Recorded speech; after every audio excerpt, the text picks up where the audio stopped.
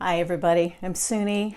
This is Reset, which is a time when we sit down for about a half an hour and practice mindfulness and meditation techniques that you can use to develop your skills to calm and center yourself in times of great change, which we seem to be in times of great change.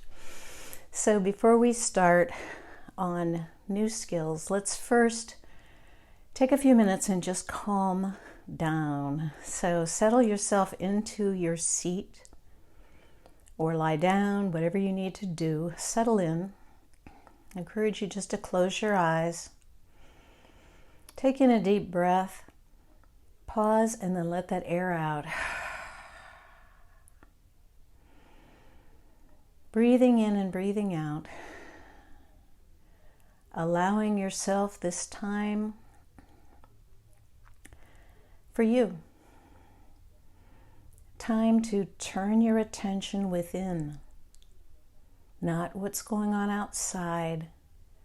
Now is the time to look at what is going on within. Settling into your chair, seeking that comfortable posture where you feel balanced. If you don't quite feel it, lean yourself a little to the right and left, a little to the front and back. Find that place where you feel upright and in balance. Allow your head to roll from side to side, gently to the front and back, to find that center point. Our goal in meditation traditionally is to be seated in a vertical position so that the energy channels within can freely flow. Mostly, I want you to be able to sit and relax, not feel strained. So if your back is weak, lean it against something.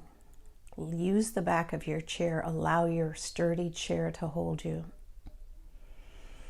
Allow your attention to go down to where your seat connects with your chair or cushion on the floor. Just being aware of the weight of your body on that cushion, settled in and held. The floor of the room connected through the foundation into the earth itself. A vast planet of resources, of nourishment, of energy, of grounding. Some traditions see the earth as your mother, nurturing, providing.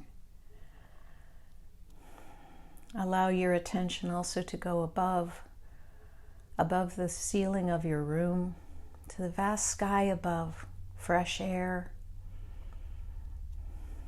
vistas and visions as far as you might imagine. There's light above. For some, we see guidance or spiritual connection above. Just to understand the connection between the heavy planet, the lightness above, both there to support you.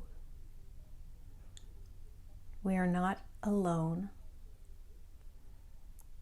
We're not clinging by our toenails to hang on to this planet. We can ground ourselves and center ourselves and allow ourselves to feel supported and balanced. Just breathing in and breathing out. Turning your awareness within and looking for tension in your body. And if you feel tension, release it as you can. On the next exhale, let go of 5% of your tension. Breathe in fresh air and energy for this time we have to care for ourselves. And when you exhale, let go of a bit of your worry. Turning your mind into this moment and reminding yourself in this moment you are okay. I am okay. We are okay. Regardless what is going on in the world around us, it's important in times of meditation for you to allow yourself to acknowledge that in this moment, you're all right. And this is the only moment you have. Don't expend your energy on what could be. Just enjoy this time we have now. Quiet and centered. As you breathe in what you need. Calm, peace, energy, wisdom, patience, acceptance. And when you breathe out, just let go of whatever it is that is not serving you. This bit of time is a time you care for yourself. So don't stubbornly cling to a worry. Let it go. There is nothing you can do about what will come tomorrow. Store up your energy now. Ground yourself now. Remember that you are supported now. So when we face tomorrow, we have all the energy we need, and we can think clearly and face what tomorrow might bring. Just practice for a few minutes by yourself, calling your mind back to this moment gently and kindly, like you would call a small child. Now is the time we're going to turn within. Now is the time to be in this moment.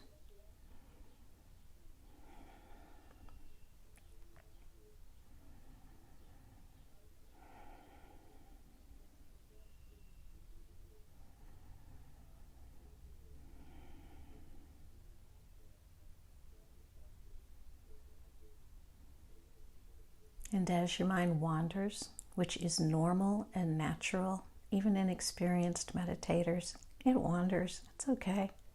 Call it back. Call it back to now and remind yourself that in the now, we're okay. I'm okay. You're okay. We're okay.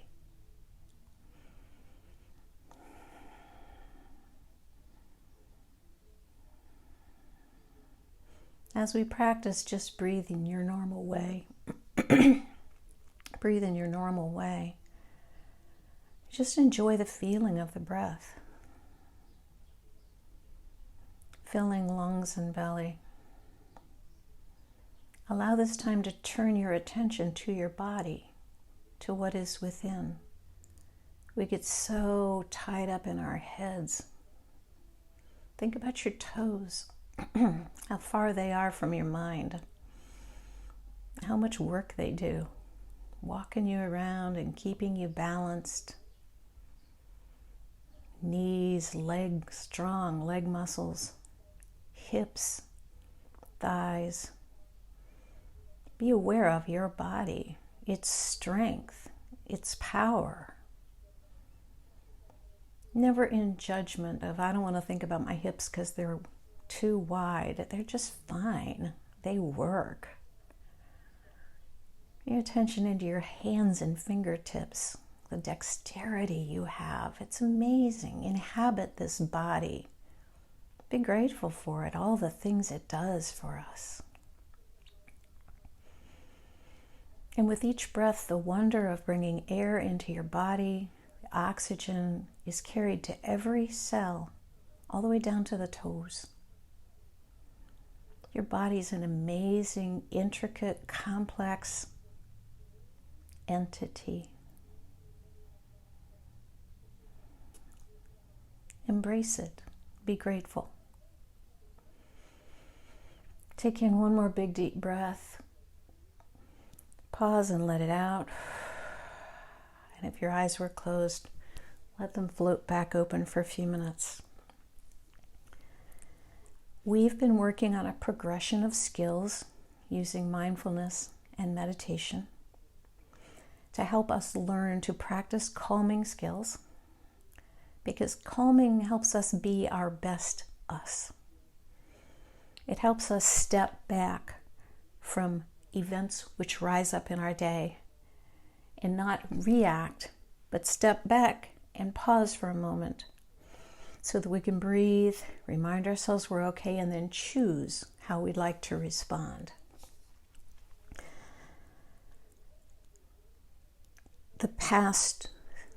Last week we talked about how our thoughts affect our emotions, and for 3 weeks before that we talked about emotions.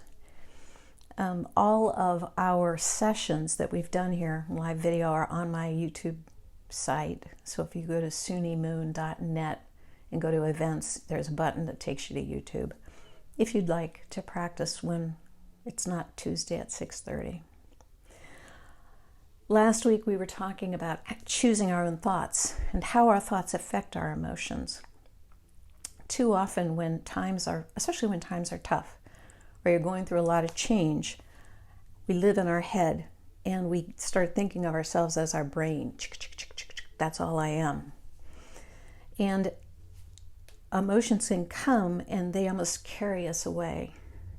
And meditation and mindfulness allows you to step away from that busy mind down into heart, belly, inhabiting this whole body. And it helps us remember that we can step back from what's happening, assess what's going on, remind ourselves that we're okay in this moment, and then go on. So to review last week quickly, let's say a car pulls out in front of you on your way to work this morning. You slam on the brakes, there's no wreck, there's no accident. Scenario 1, you're mad, you react, you're yelling even if your car windows are closed. How could you be so dumb? Didn't you see me? I could have been hurt. My car could have been wrecked. What's wrong with you? So that was scenario 1. When you do that, as we talked about last week, your body reacts to whatever you're thinking. Your body is unable to ascertain if something's really happening or you're imagining it's happening. So when you say things like that, I could have been hurt, the car could have been wrecked, you're trying to kill me, what's going on? Your body goes into full fight or flight, which means blood pressure's up, pulse is up, muscles are tense. You go from big picture vision into very focused, I must survive focus. Your body's flooded with stress hormones, which help you be ready to run because your body thinks you're being threatened, imminent danger, but you're not going to run. And so all of these chemicals are in your body, and they really have a negative effect on your health. In scenario 2, same thing happened, car pulls out, slam on the brakes, no wreck. Mindfulness and meditation calls us to, when the event happens, first, take a deep breath. Pause that nanosecond. Remind yourself, I am okay. My car is okay. And instead of responding in anger, in time, you can cultivate the skill to say, well, that was a surprise, but I'm grateful I'm okay. You might not take it personally, like that person was out to hurt you. They obviously didn't see you. This isn't personal. It's just something that happens. You might send them on their way in your mind, saying, I hope you can pay better attention. I hope you get where you're going safe. Sending them some light. In the scenario 1, we had all of those side effects of fight or flight, but in scenario 2, we had nothing. We're grateful, and we go on with our day. Saved a lot of energy, saved a lot of frustration, a lot of wear and tear. This week, I'm going to talk a little bit about how, by choosing our thoughts, how it affects our emotions, but it affects emotions of those around us too. And ultimately, I think that it affects the world. We're talking about changing some habitual thinking. If we are constantly ready to say, who's out to get me? Why are they hurting me? This isn't going to change immediately. But as you start working on changing your thoughts, there are little rewards. And if you are always tied up in this fight or flight negative thought process, you really are limiting your effectiveness, your energy, and your personal power to make things happen. So as I'm making suggestions on change in these classes we do, I get it that it doesn't happen easily, and it doesn't happen consistently. I will still lose my shit. But I try to get it back quicker. I don't want to spend a whole day being mad. I listened to a talk the other night by Carolyn Miss, who is a medical intuitive I've studied with for a long time, and she was talking about this being such a wonderful time of transformation. And she says, but that doesn't mean I don't schedule an hour a day to go, what the hell is happening? So we're always going to have those moments. But these skills are intended to help us vent it if you need to vent it, and then pull yourself back and get your power back and get centered and move on. So today, I hesitate to use this topic, but it's the topic that I have. And topics come to me, they're channeled through me intuitively, or that it's what I'm stumbling over. So I'm going to use a situation that has come up in my life, in my world, and talk about how scenario 1 and scenario 2 affects not only me but other people. So in our meditation and mindfulness practices, we're always taking the role of the observer. So first, before we start, I want you to step back. The situation that we're talking about, I want you to listen to me as a reporter or an observer.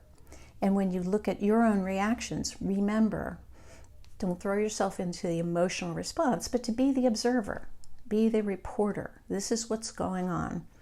So yesterday, our governor made an announcement that many of us cannot open our businesses yet. You may or may not know, but I've been out of work for a month and a half now. It's hard.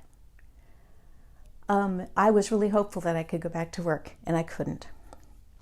So scenario 1 is when he said that, I could just say, this isn't fair. Why can they go back to work and I can't go back to work? This isn't right. What's wrong with him? Is he trying to hurt my business?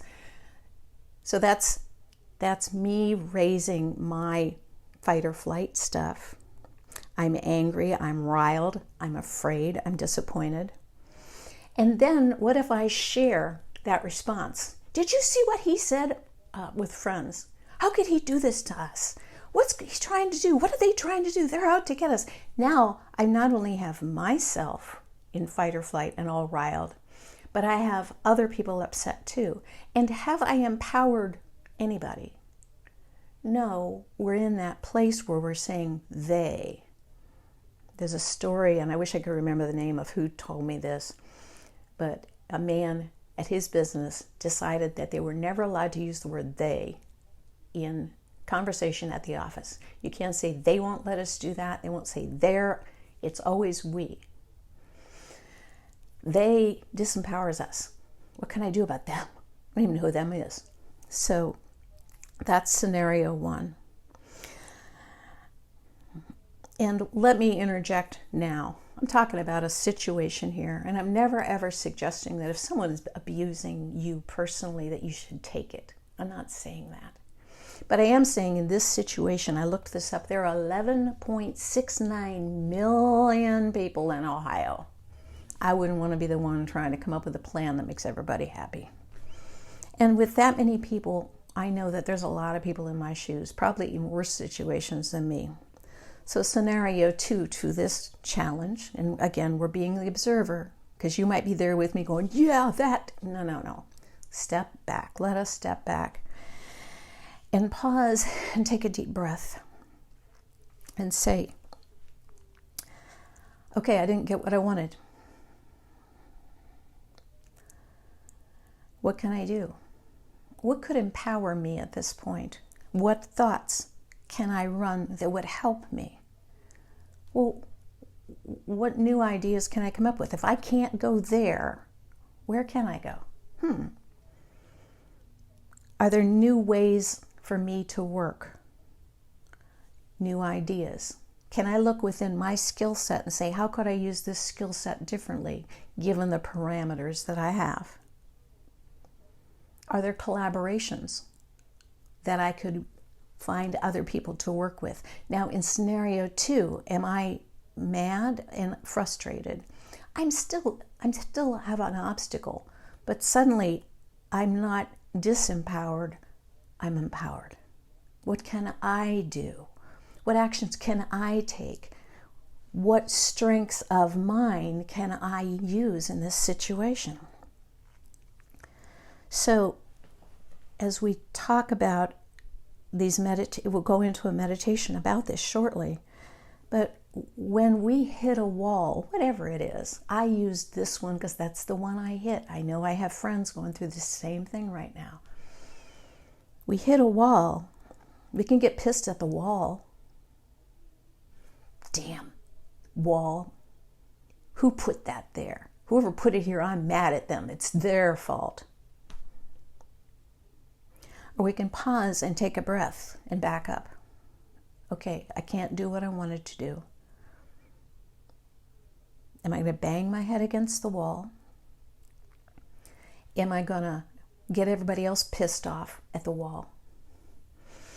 In my scenario too, when I paused and breathed and talked about my strengths and different ideas and people I might be able to collaborate with, when I share that with my friends, what am I doing for them? They're going to start thinking, well, you could do this. Hey, we could do this. Suddenly, instead of creating more frustration and anger, I'm creating positive energy for them too. Even if they're not in my shoes, they're going to try to help me. And in the encouraging me, they are encouraging themselves. They're building their energy. So we always have a choice to build our energy, empower ourselves, and thrive, or we can deplete our energy and be a victim, be disempowered. So I want you to settle back into meditation, and I just want to take us through a scenario, a guided scenario that incorporates some of these skills so you might be able to play with them in your head. So settle back into that comfortable seat, taking in a deep breath, closing eyes.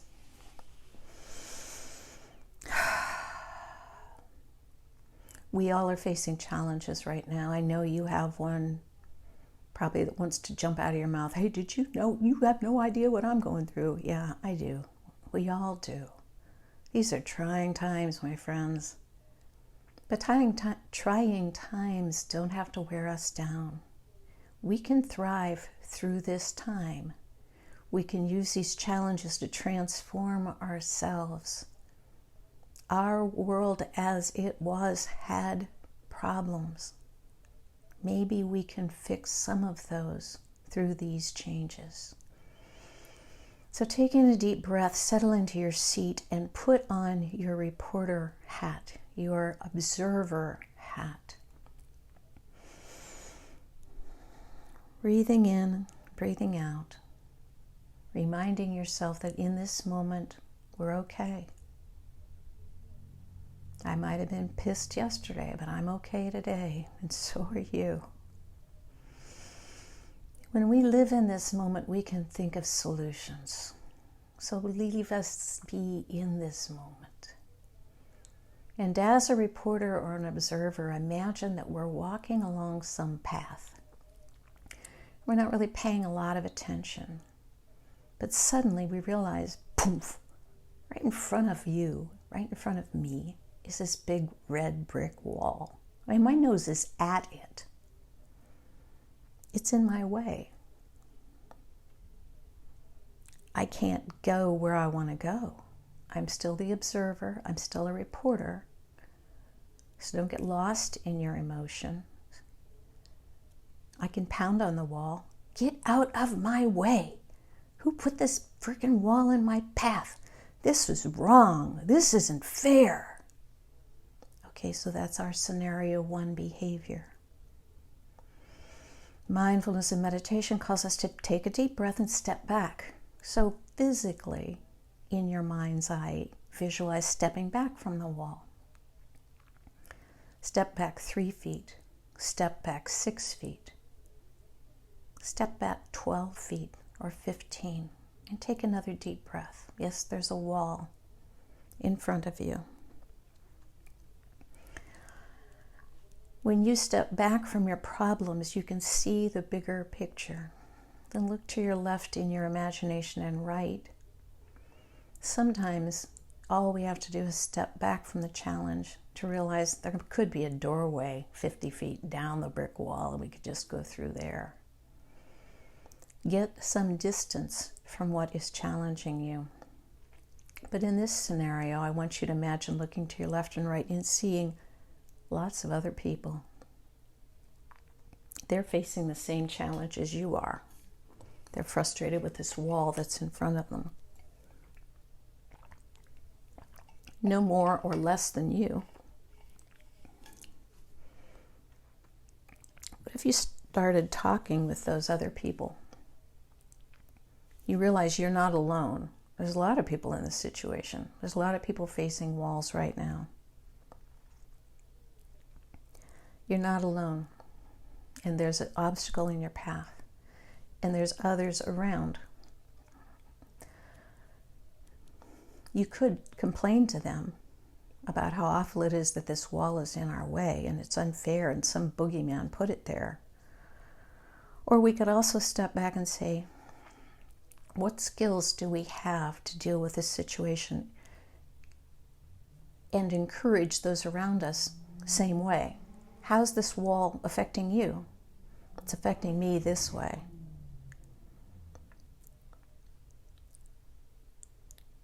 As others share with you, this is what the wall means to me. As I share with them, this is my challenge. We start through compassion to say, wait a minute, I have an idea for how you could fix your problem with this obstacle. They might have solutions to your situation. So as we're in our imagination and we are backing up from the wall, they're backing up further and there's more people and more options. There's distance between us and that obstacle. We might find a group of people who have so many good ideas we realize I didn't really need to go down that path where the obstacle is anyways. Maybe we'll just all go make a new camp over here and we don't have a problem. Maybe together we find a way to get over the wall. Maybe I offer my skills to this person and this person offers solutions to me. And suddenly we're together working on new solutions to this big obstacle in front of us. In this scenario, we're working on solutions with other people. We're helping lift them, and they're helping to lift us. So breathe in deeply with me. And imagine that obstacle that bothered you lately, not the biggest one you've ever dealt with, a small one. Imagine yourself stepping back from that obstacle, getting some distance. We can't solve our problems when we've got our nose pressed against the wall and we're angry. We need to back up and breathe. Take some time. Think about the skills that you have, ideas that you have, friends that you have that might have ideas. Breathe in deeply and imagine that the obstacles that are ahead of you are not insurmountable. They're not yours alone to deal with. And if you try to deal with them when you're in fight or flight and anger mode, you're disempowered and you're not going to have your best solutions. Use these skills to stop, pause, step back. Use them to calm you in these trying times. And as we are standing back, knowing that there's others in this same boat with us, imagine for a moment breathing in the energy that's around you that feels more collaborative and supportive. And wish all of those who are struggling with obstacles today, wish them love and compassion, that they may find their solutions, that all of us may find ways to move ahead in healthier ways together. May all people find ways to be free and supported and find their way through to a new and better future. This energy of love and compassion will move us all forward with grace, love, and compassion. So breathe in deeply, a big lungful of love and compassion. And when you let it out, let go of your frustration. We will find solutions.